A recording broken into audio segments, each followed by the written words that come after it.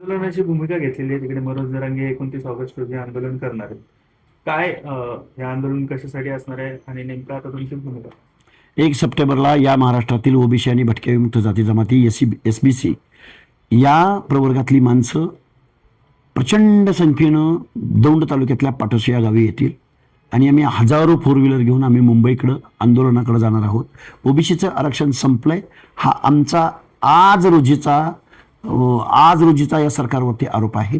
22 लाख कुणबी प्रमाणपत्राद्वारे आमचा मोठा भाऊ किंवा शासनकृतीत जमात असलेला मराठा बांधव जर ओबीसी मध्ये आलेला असेल तर त्यांच्या स्पर्धेमध्ये या व्यवस्थेमधला शेकडो वर्षे सामाजिक दुजाभाव सहन करणारा, पोटाच्या रोजीरोटीच्या प्रश्नाच्या पलीकडं ज्याचं अवकाश नाही, ज्याला भारताची लोकशाही माहीत नाही, त्या माणसांच्या हक्कांसाठी जे आरक्षण दिलंय ओबीसीचं ते संपत असताना ओबीसी बांधव भटके विमुक्त जाती जमाती घरी बसणार नाहीत, तर हजारोच्या संख्येनं 1 सप्टेंबरच्या आंदोलनामध्ये सहभागी होतील.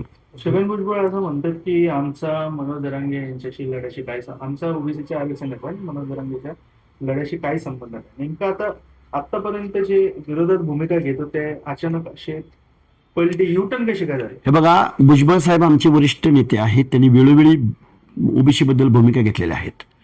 विधानसभेच्या निवडणुका होण्याच्या अगोदर आपण एल्गार मेळावे घेतले महाराष्ट्रामध्ये. त्यावेळी मनोज जरांगे आपला शत्रू होता. ज्यावेळी मनोज जरांगे कमरेखालची भाषा वापरून तुम्हाला अर्वाच्य भाषेत शिवीगाळ करत होता, ओबीसीच्या एका नेत्यांना टार्गेट करून त्यांना शिवराळ भाषेत बोलत होता, त्यावेळी आपण लाखोंचे मोर्चे घेतले. त्यावेळी ओबीसी अडचणीत होता आणि आज मनोज जरांगे आपला मित्र झाला. 22 लाख प्रमाणपत्र काढून जर मराठा बांधव ओबीसी मध्ये आला असेल, ओबीसीचं आरक्षण संपलं असेल, मला हे आकलनाच्या पलीकडचं आहे. भुजबळ साहेब, ओबीसीच्या हक्क अधिकाराच्या अस्तित्वाचा हा प्रश्न आहे. अशा परिस्थितीमध्ये राजकारण होत असतं, जात असतं, मंत्रिपदं येत असतात, जात असतात, पण मंडल आयोगाच्या माध्यमातून 1994ला ओबीसीला कुठेतरी प्रतिनिधित्वाचा अधिकार मिळालाय. हो भुजबळ साहेब, लाट मारावं त्या सत्तेवरती आणि सत्ताधाऱ्यांच्या सांगण्यावर. गावगाड्यातला ओबीसी तरसतोय. काय कुठली भाषा बोलताय तुम्ही? ओबीसीच्या आरक्षणाला धक्का लागत नाही? सांगा बरं मला, साताऱ्याच्या जिल्हा परिषदेचं अध्यक्षपद बेकायदेशीरित्या घेतलं का नाही तुम्ही सांगा बरं.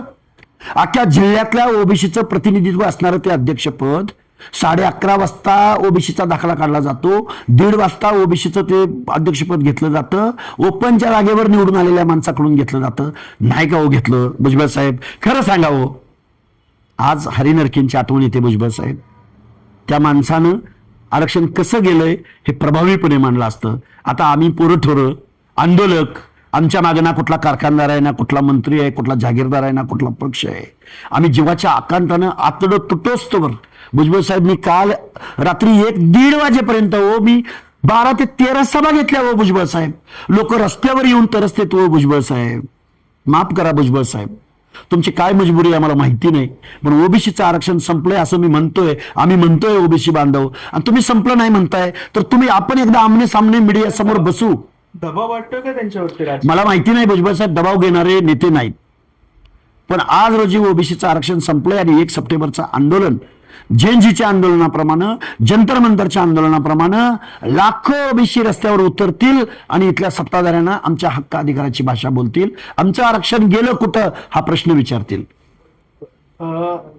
ठीक आहे.